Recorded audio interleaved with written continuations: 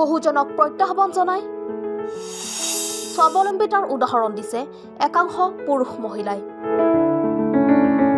এইজন ৰঞ্জন বিশ্বাস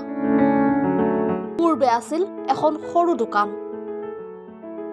এতিয়া পৰিয়াল পোহপাল দিয়াৰ লগতে হাজাৰজনক দেখুৱাইছে স্বাৱলম্বিতাৰ উদাহৰণ হুজাইৰ শান্তিবনত ৰঞ্জন বিশ্বাসে গঢ় দিছে এইখন জুৱেলাৰী এটা সময়ত আৰ্থিক অভাৱৰ বাবে চিন্তিত ৰঞ্জনৰ এই সফলতাৰ আঁৰত আছে বন্ধন বেংক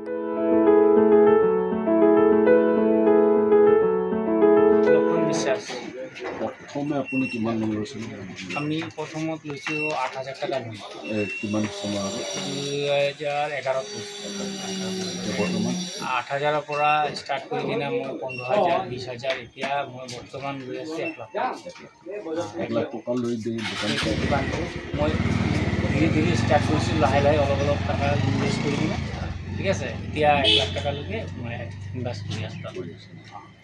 ডকুমেণ্টছ কি দিছে ডকুমেণ্টছ বেছি ডকুমেণ্টছ নালাগে আধাৰ কাৰ্ড আৰু পেন কাৰ্ড হ'লে হৈ যায় আৰু কম সময়তে টকাটো দি দিয়ে ২০১১ চনত ৮,০০০ টকা বন্ধন বেংকৰ পৰা ঋণ লৈছিল ৰঞ্জন বিশ্বাসে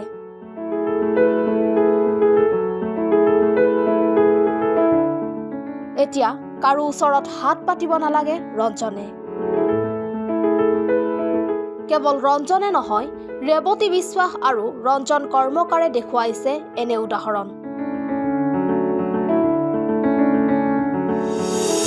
১০,০০০ টকাৰে ৰঞ্জন কৰ্মকাৰে আৰম্ভ কৰা ব্যৱসায় আজি উন্নতিৰ শিখৰত বৰ্তমান ১,২০,০০০ টকাৰ লোন লৈ নিজাকৈ এখন হুজাইৰ ধনীৰাম পথত ফাৰ্মাচী খুলিছে ৰঞ্জন কৰ্মকাৰে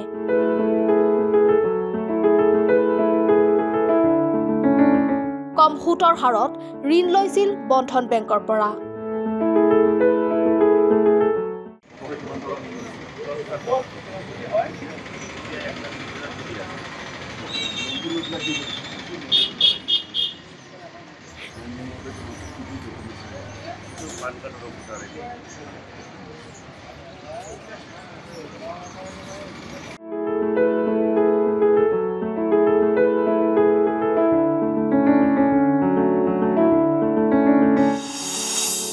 বছৰ আগত ৪০,০০০ টকা বৰ্তমান ৩ লাখ টকা লোন লৈ গৰু ফাৰ্ম এখন খুলি স্বাৱলম্বী হৈছে ৰেৱতী হুজাইৰ কলেজ ৰোড স্থিত ৰেৱতীৰ ফাৰ্মত আছে প্ৰায় ১৬টাকৈ গৰু